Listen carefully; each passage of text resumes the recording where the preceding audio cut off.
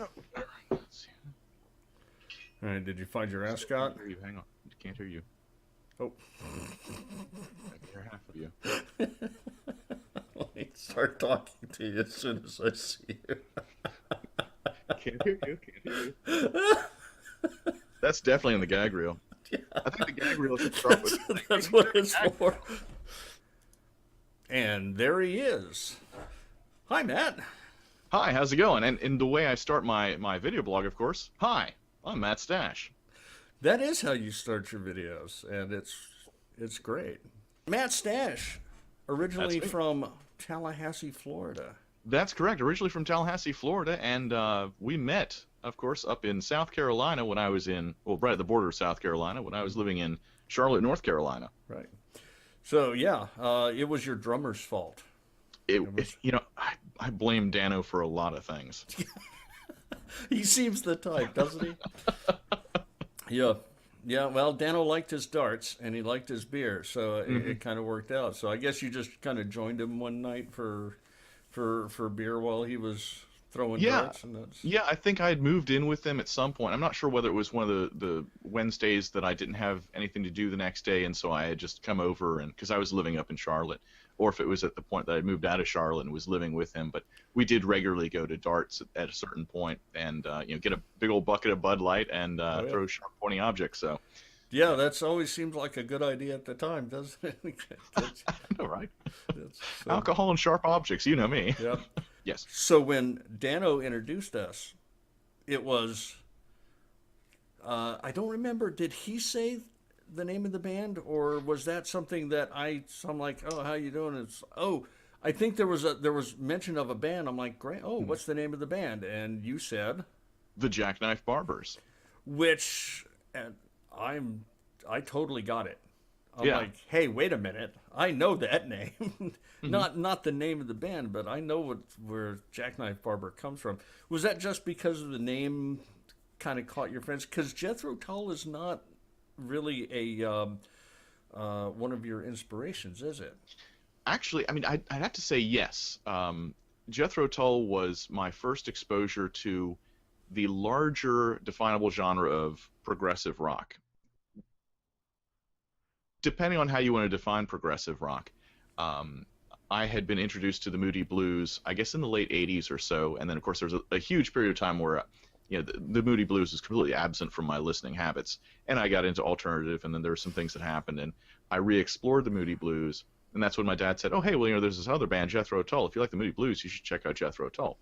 And that's sort of when I got really into sort of, I'd say, retro progressive rock, traditional progressive Yeah. rock.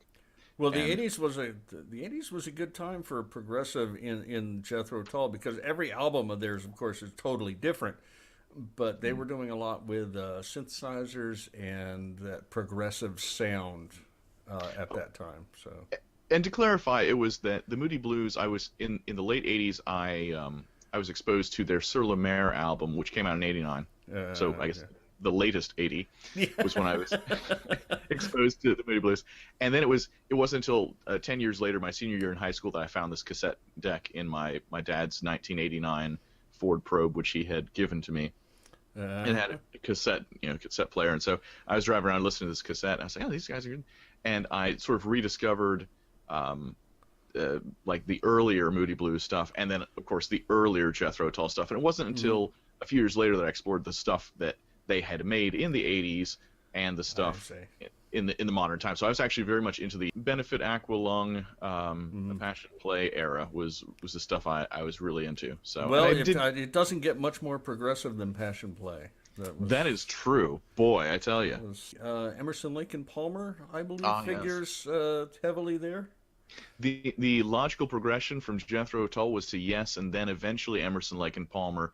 And despite Keith Emerson's technical abilities, I think the overall texture of the music was what inspired me to approach progressive rock from a little bit more of a haphazard, loose direction, which is where my style of progressive garage rock is. So if you took all of the really riffy, grungy, overdriven organ aspect of Emerson, Lake and Palmer and took out all of the really intricate classical music and technically proficient performances, then that's actually really what defined my music, was a sloppy Emerson, Lake and Palmer. So That's I think you're selling yourself short. I'm gonna have to play a clip right now. Tonight, we burn down Duval. Toss the DJ from the sky. That song, and it's like it's on now. it's appropriate. So, yeah. So the name of the full album that you recorded. Now you have one full album and a couple of 3 EPs now. I have a full-length album I have put out under the Jackknife Barber's name. Right. I put out a single EP under my own stage name, Matt Stache. Right. Not surprised it's a stage name. Yes. And then I have been featured at playing keyboards on 3 EPs with Gray Ravel's Roman Candles, and then an additional. It's longer than an EP but shorter than an album, and I can talk about that all day. Does that make it like an MP, a mid? It's like medium play. Yeah. Medium extended play. Yeah. I don't know. Slightly long SLP, slightly long play. Oh, there we go. Long-ish play. You know. All the people that owned VCRs were like, no, SLP stands for super long play.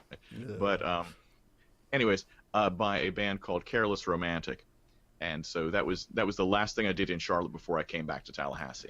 All right. So that's a lot of work there, but I want to get back to Jackknife Barbers. The name of that album is Blood on the Ivories, and there's a story behind the eponymous track. That is true.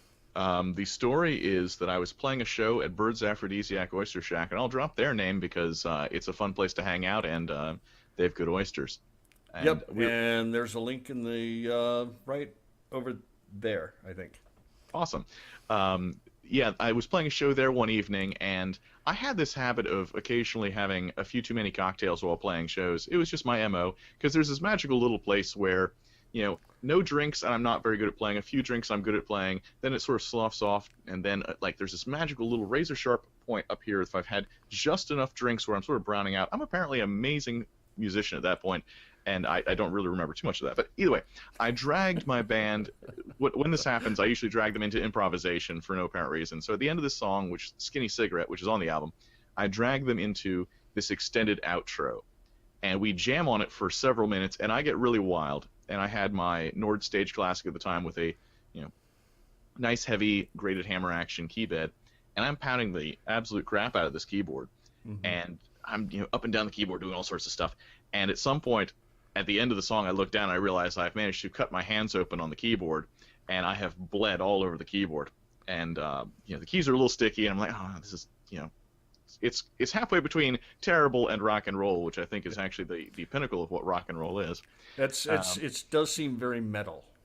Yes, it was very metal. I like to think of it more as being punk, but because metal you intentionally cut yourself, punk you accidentally cut yourself. I see. So actually emo you intentionally. Anyways. But no, don't go there. Don't go there. Either way, I get a text later on from a good friend of mine, Tyler, who was at the show, and he says, "Man, that was awesome." And it's like, "Yeah, I bled all over the keyboard." It's like, "Yeah, Blood on the Ivories. That should be your next song's title." And I was like, "That is a really I love the way that rolls off the tongue." And now this is I'm going to fast forward a little bit because Dano asked me one time when he was trying to get me to write a second full-length album. He's like, "What do you write about? You seem to write about unrequited love." And I said, "No, Dano, I don't write about unrequited love. I write about words," which is probably the most sanctimonious thing I could possibly think of. But it's not inaccurate. I mean, I write a lot about unrequited love and butthurtedness and whatnot, and drinking and smoking and various bits of sex. But the majority of what I write about, if I'm going to write a song about those topics, what catches me is a word or a turn of phrase. And so this was a turn of phrase. I said, okay, I'm going to put that on the back burner until someone makes me think about Blood on the Ivories. And certainly I went through a breakup, as I often do, because Matt Stache. We won't mention that to your current paramour there. No, but I will probably slander someone later on in the show. It'll be great. We'll have a great time about it. There you go. But so it happened. I went through a breakup, and I had some good turn of phrase, and I had some good feeling about some stuff, and I borrowed a riff because that's what you do, because there's no new music written anyways, especially riff rock. and it's the riff itself is buried in obscurity and also executed completely differently, so you wouldn't recognize it from the original song. But I put together this sort of progressive-ish song, Blood on the Ivories, and that became the title track from the album. I did not record that in Tallahassee with the Tallahassee Jackknife Barbers, although I did play it multiple times with them. It wasn't until Charlotte, when we put together the Charlotte Jackknife Barbers, that became not only the title of the album, but the title track from the album. Now, the guitar player, John, was it? Tyler. Young Tyler, as Scott Pilgrim would say, because he was what, 17 at the time? No, he was 18 when he first joined. He turned 19. I think his birthday is just a little bit after mine, sometime in April. So I think he joined up in late 2012, and he turned 19 sometime that next April. But he was quite young, but also quite talented to my ear. Yes.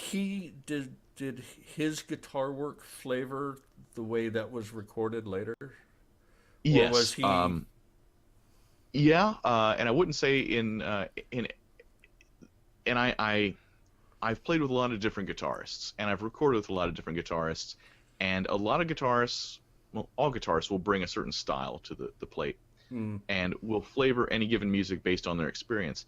And some bands, you drag a guitarist and you're like, no, you need to play it this way, you need to play that, you need to sound like this. And I've never wanted to do that to any of the musicians that I played with. I said, here's my music, here's the structure, here's the general feel. If you have something to add to it, or you have some sort of flavor you want to add, go for it. Matt Mann was the original guitarist for the Tallahassee area Jackknife Barbers, and he was a very jangly, indie-style, chunky, kind of post-punk guitarist. Didn't have much for flashy solos. His solos were a lot more of the indie blues rock, not blues rock, but sort of that kind of jangly kind of guitar solo sound you hear. And Tyler was a lot more, playing the Les Paul, flashy, almost metal-ish or jazz style. So he had a lot more to play lyrically, but in completely different styles. He was a lot heavier of a guitarist, a lot less jangly, and if you listen to the early Jackknife Barber recordings, which are out there somewhere, and you listen to the Charlotte area Jackknife Barbers songs, the songs sound the same but different, and the guitar definitely does flavor it. And I liked it both ways. I mean, I had Matt, the original guitarist from Jackknife Barbers, feature on one of the songs on my most recent EP, and he did an excellent job, and I wouldn't have it any other way. So. Okay. Speaking of that EP, I got to figure out where my hands are. Yes, okay. So probably over on there, we're going to have a link to. Now, is that still just on Bandcamp, or has that moved on to? Because you were just releasing it for listening. That's correct. And then later on for sale. So has that happened by now? Yes. Or are we still? It has happened, and this came from my time with Gray Ravel's Roman Candles. The whole concept that we went through is we recorded a brand new song every month. We would release it on Reverb Nation or Bandcamp to allow for just streaming, so you get a preview of the song. You preview the whole song, but you can't download it. And then after we had 4 songs recorded, we would then publish it via CD Baby, so it would be sent to iTunes, Amazon, Spotify, and if you wanted a physical CD, you could press that through CD Baby as well. Gotcha. And we did that 3 times in that 1 year, and so when I came back and I started recording my new EP, the concept was I'm going to give you a preview track every month, or something every month, for streaming only, and then at the end of the whole thing, it took a year rather than 4 months, and that's when I published it to CD Baby, so it's available on Amazon, iTunes, Spotify, and there are also some YouTube videos where I think I get some ad revenue from that too. I think that leads to current projects. Have you got another EP in the works, or are you just kind of letting what you got settle a little bit? Funny you should ask. I decided to continue to keep running because I tried to promote and sell the most recent one, which is called Matt Stache in Exile, and I, as expected, nobody got super excited about it. Whatever. And that's what happened with Gray Ravel's Roman Candles is we did a lot of work constantly and no one got excited about it. And in the end, well, we did a great project. We enjoyed it and it was for ourselves. And so I look at this, I'm like, not freaking out over the fact that no one jumped on this EP. It was something that I got out. I got it mixed, mastered, published, and it's there. fine. And so I hit the ground running again the first of this year, and I accidentally started recording a second EP along with the EP I was going to record for this year. So I've got 2 EPs that'll be out. I still haven't decided whether... Have you considered combining them into a single actual CD or LP? You're getting ahead of me. So I have thought about releasing them separately as 2 different EPs because thematically they're different, very different. One is a very spacey, ambient, me dicking around on keyboards EP that is dedicated to the power of napping, and nice. It's perfectly timed to put you to sleep for a 20-minute nap because everyone knows that a 20-minute nap is a perfect length for a nap. So going back to it, so I've got an EP that's really spacey one, another one that's a bit of a mixed bag. It's not as cohesive as a progressive concept EP like the last one was, where there's a rise and fall and a concept that I'm talking about and then working through. This one is about multiple topics in multiple styles. In fact, one of the songs is in the style of if Charlie Daniels met Santana. So it's got kind of and mixed in with the zombies. So it's got a little bit of this one track has a bit of a Latin feel to it, but the words are slightly spoken, slightly sung, and then at some point it breaks into this like fast tempo, like 1960s electric piano, Latin jazz kind of solo that sounds like it was from the Zombies. I'm dizzy already. Yes, I'll send you a link to that one. It's great. So that's like side 1, side 2. I mean, it's perfect. Yeah, it would be like Yellow Submarine. Really, it'd be like Yellow Submarine because it would be like 4 songs that are kind of indie rock, progressive garage-ish with some guy actually dicking around and making music that sort of has a beat and sort of has some things going on, rise and fall, and, verse and chorus. And then side 2 would be all the completely instrumental, really spacey crap that it's like, why is this even on the same thing? Just like Yellow Submarine. So it'd be, there you go, perfect. So, that works. I'm sure you'll figure out something, and we'll keep an eye out on it. You are active on Twitter? I am not active on Twitter. When I first got on Twitter, I was just moving to Charlotte, and I friended a bunch of people in Charlotte, and started doing the tweeting thing. Never friend people in Charlotte. I'm not sure what you were thinking. Yeah, no, and it was everyone's out there to get their own promotion on Twitter and say crap and retweet Kanye and people like that. We don't speak the K word on my channel. Sorry. So sorry. I am active on Facebook and Instagram. I really relish Instagram for reasons that are just completely different than Facebook. I've got Instagram followers and who I follow back. I'm one of those follow back kind of people that are all over the world. People in Russia. I mean, they're not doing me any favors like rigging elections for me, but people in Russia, people in Spain. Everything. No, I can't. I mean, I really wish I could get those people in Russia to really promote my album and get a bunch of like troll farmers together, like go buy this album. But and people in Spain and people that don't speak the languages that I speak, which are only 1.5. Yeah. And it's really cool because it's all supportive and like everyone's like, oh yeah, I like your photo. I like your photo too. Hey, you're cool. You're cool. And no one ever gets in, at least in my newsfeed on Instagram, no one ever gets in like arguments about politics. I actually had someone recently like block me, not just unfriend me, but block me because of a political argument. I was like, that was a really mild argument too. I think I called him. Well, look, anybody who can pull off a fez like that is definitely cool. It's just a shame that your ascot went MIA. Yeah, I don't know where it is. I was looking for it. It really matches this. It's lovely. It goes exceedingly well. But that kind of leads me into YouTube because it's not so much your music that you're doing on YouTube, but you host a podcast. I host cast. I guess they're video blogs rather than podcasts because I think podcasts are just audio, and I haven't figured that out yet. Yeah. But it's 2 video blogs. I'm a host and a co-host. I host a video blog called Hi, I'm Matt Stache, and it's which is how I started. And it's usually a lot of me talking about what's going on with me. I'm trying to find different topics to talk about. I think I'm going to do an episode at some point about like 3 different ways to tie your necktie and why the 4-in-hand is the public defender knot. So the 4-in-hand is the knot your public defender tied for you for your court date.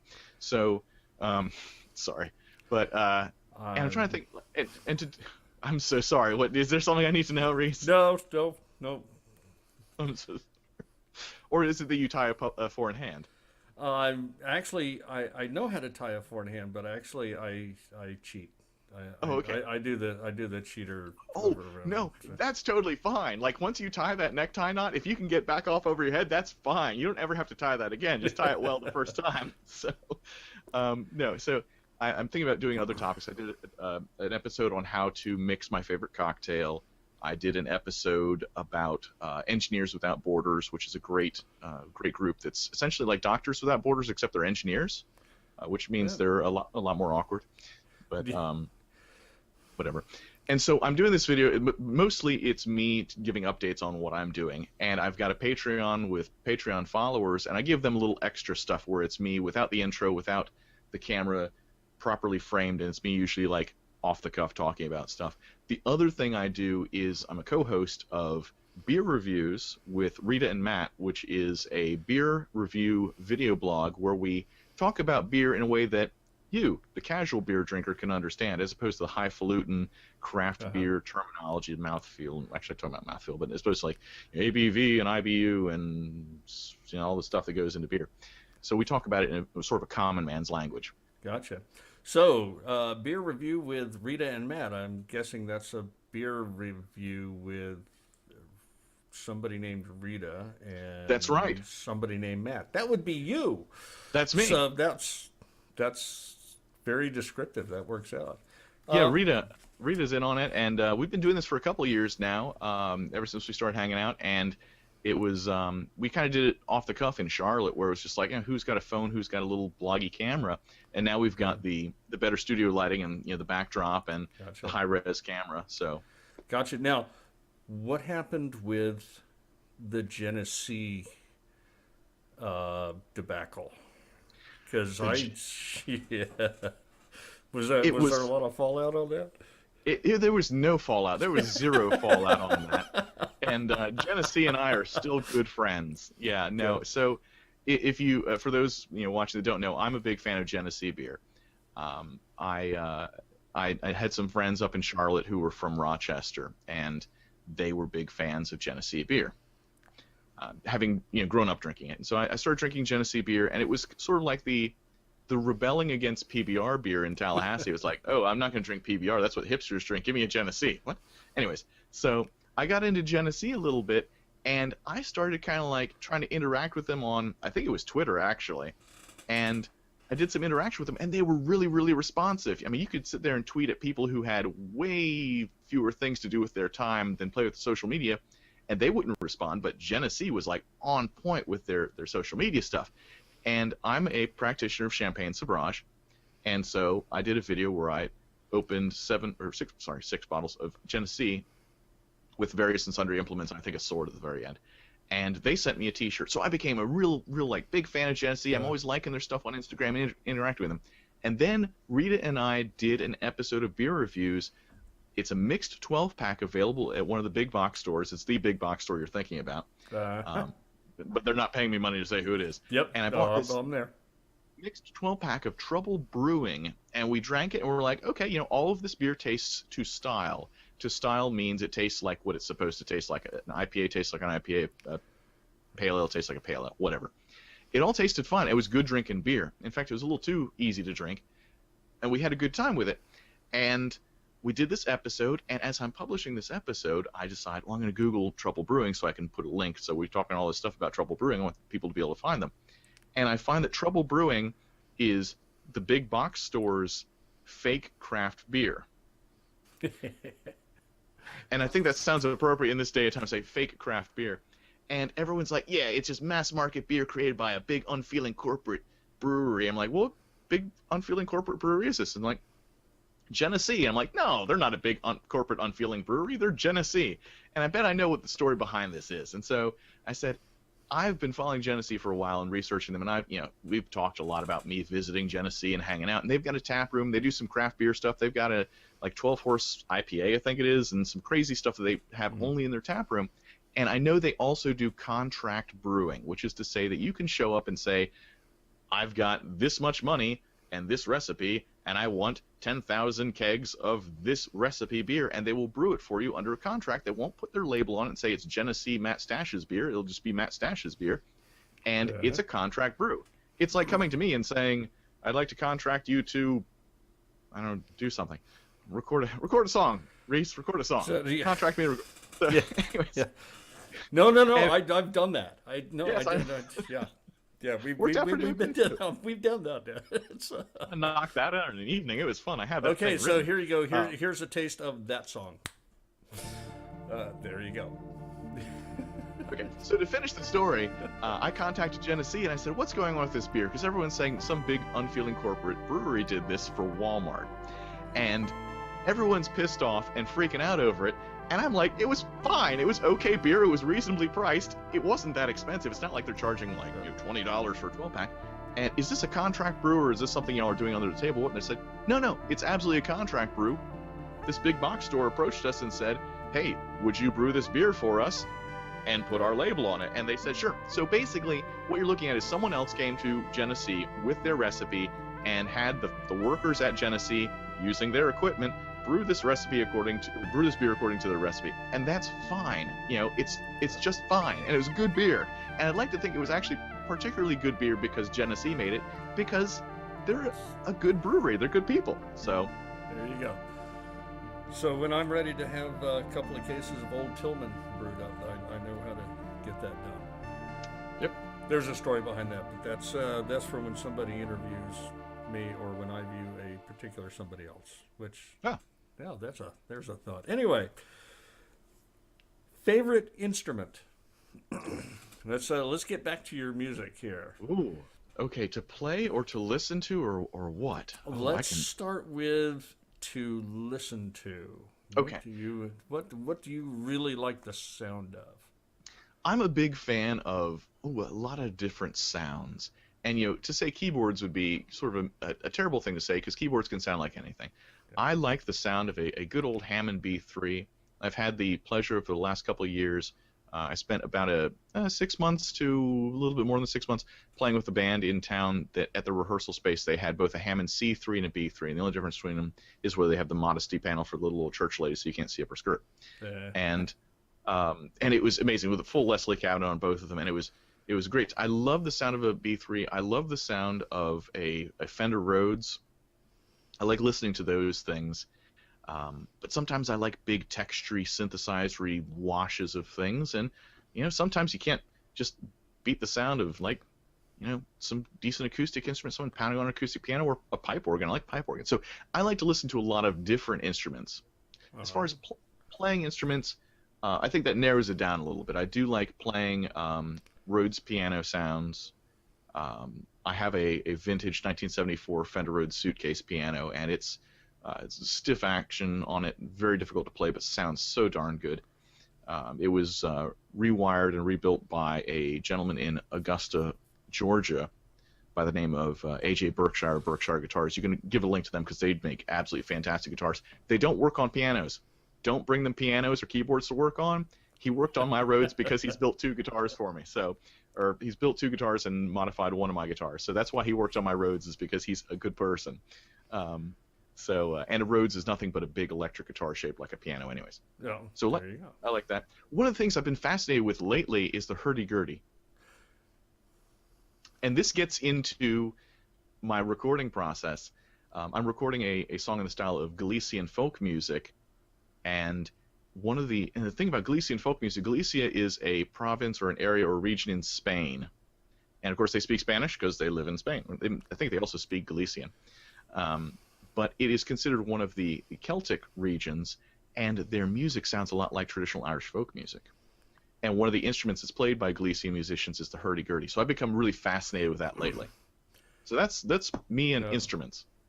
All right, one last topic, and what is Matt Stache up to right now? And we've already talked about your current recording projects, but if somebody was like, hey, I'm going to be in Tallahassee, where can I see Matt Stache? When am I...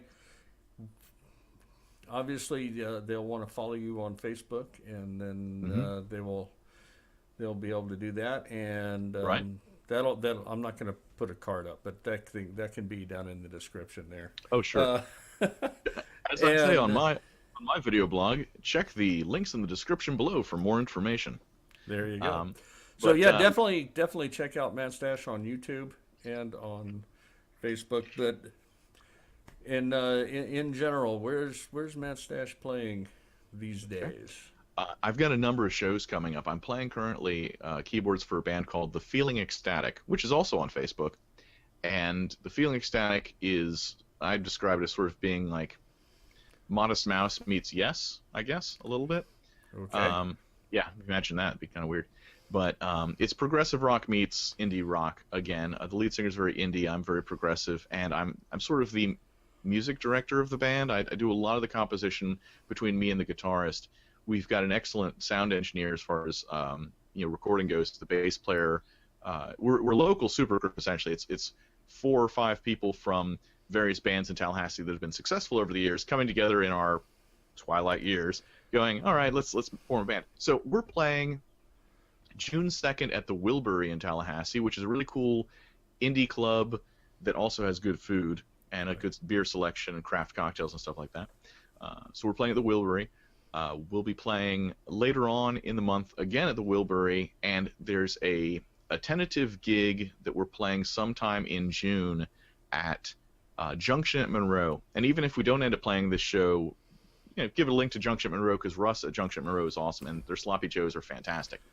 But it's going to be a fundraiser for the local county commission campaign for Jeremy Matlow, who is a local county commission candidate, who's awesome guy who owns a local business in the Gaines Street area, which is the arts district of Tallahassee. So for those of you in Charlotte who are aware of Plaza Midwood and NODA, the Gaines Street area, G Street, and Railroad Square are the equivalent art districts in Tallahassee. There you go. And I have no followers in Charlotte, so it's okay. All right, folks, it has been my pleasure to be speaking with Matt Stache here in the Heathens Den. And until next time, remember, life is a rock, so turn it up louder.